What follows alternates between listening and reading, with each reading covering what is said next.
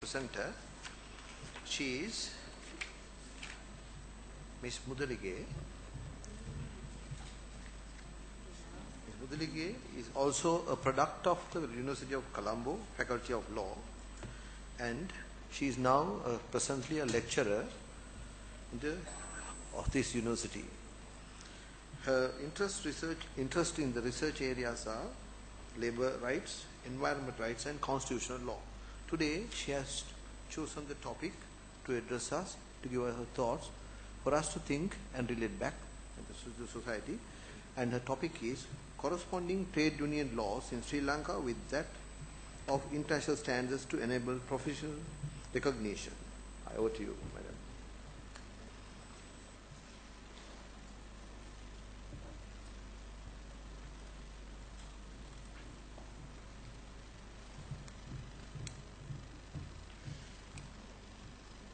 Thank you, sir, for your kind introduction.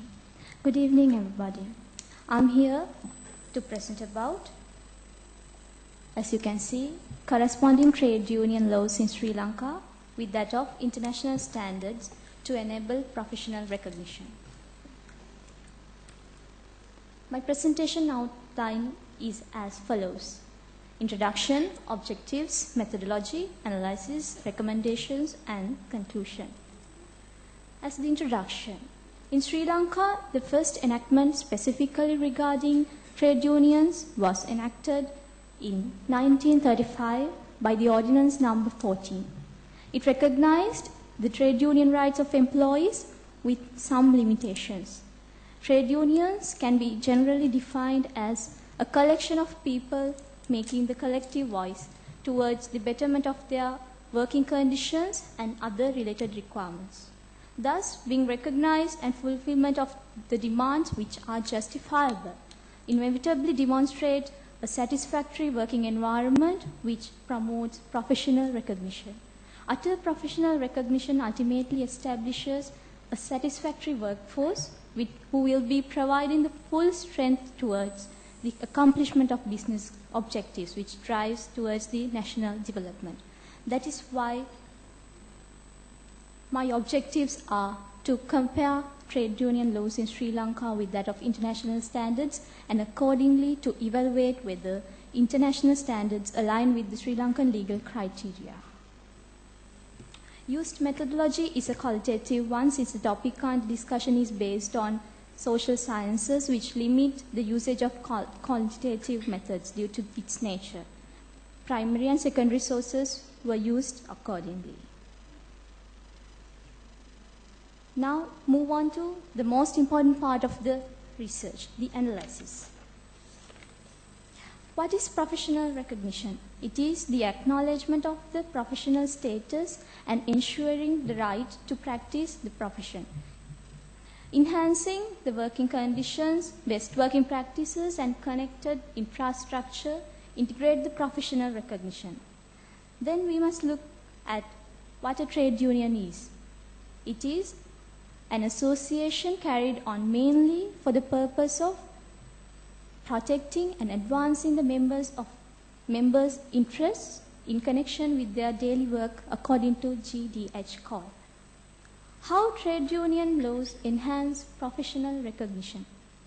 As the definition says, it indicates that it ultimately drives on the purpose of the advancement of the employee condition, which is one facet of professional recognition.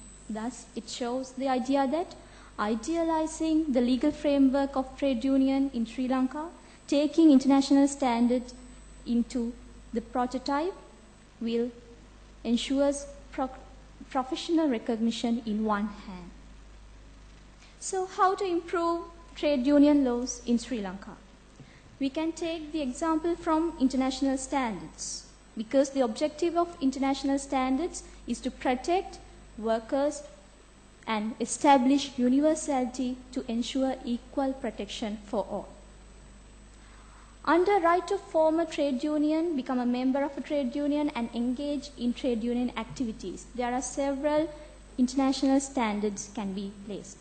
Universal Declaration of Human Rights, the UDHR, Article 23, paragraph 4 reads that everyone has the right to form and to join trade unions for the protection of his interests. Similarly, ICCPR and ICESCR recognize the same right with more or less different wordings.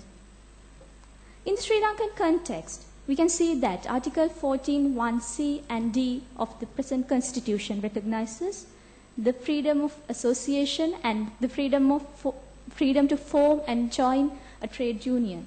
And 1935 Trade Unions Ordinance also recognizes this right. When we talk about under the topic of anti-union discrimination, the international standard says, according to the labor standards introduced by International Labour Organization, such as Freedom of Association and Protection of the Right to Organize Convention number 87, and Right to Organize and Collective Bargaining Convention of 1949 is important. Although the Convention number 98 had introduced in 1949, Sri Lanka codified the relevant law by way of an enactment in 1999. No matter what the delay occurred, an amendment to the Industrial Dispute Act passed in 1999 blended the protection against anti-union discrimination into the list of trade union rights available to Sri Lankans. The amendment prohibits an employer from requiring a workman to join or refrain from joining a trade union, dismiss a workman by reason only of his membership of a trade union or of his engagement in trade union activities, give any inducement or promise to a workman for the purpose of preventing him from becoming or continuing to be a member or office bearer or representative of a trade union, and many more rights. Under the recognition of trade unions, Industrial Disputes Amendment Act No. 56 of 1999, Section 32AG provides that no employer can refuse to bargain with a trade union which has in its membership not less than 40% of the workmen on whose behalf such trade union seeks to bargain. Prevention and elimination of dispute through discussion is the best way to avoid conflicts in the industry. Thus, collective bargaining, which is one way of discussion, enables conflict-free dispute resolution mechanism that promotes sustainable industrial harmony. Thereby, recognition of collective bargaining and preserving the right in every way in the legal framework corresponds with internationally recognized labor standards. About right to strike, the international standard as per ICESCR Article 8 states that state parties must take measures to ensure the right to strike. Now we can look at the Sri Lankan situation. Trade union ordinance can be used to justify that Sri Lanka's formal recognition of this right. First and foremost, it can be noted that Section 2 of the said Act interprets strikes, which gives an implication that trade unions are guaranteed the right to strike in the enactment. And in Section 2 interprets the term trade union, which can have the objective of promoting and financing strikes. Also, in Section 18, subsection 2, subsection B reads that unless a trade union is registered according to the procedure prescribed, it cannot take part in strikes, which indicate the fact that right to strike is available for the registered trade unions in Sri Lanka. When it comes to judicial interpretations about the right to strike, the case of Rubberite Company versus Labour Department gives a broad idea. In this case, Justice Sarathan Silva stated that the basic right of workmen to strike, to express their grievances and to win their demands is not only consistent with the international obligations undertaken by the government of Sri Lanka in ratifying ICESCR, but also consistent with the accepted standard in other national and regional jurisdictions. In this analysis, I would like to give some recommendations. There must be an activist role of the legislature in incorporation of international standards Also, the right to strike requires an express recognition within the legal framework of Sri Lanka. Also, using more judicial participation towards incorporation of international standards in the domestic arena is required.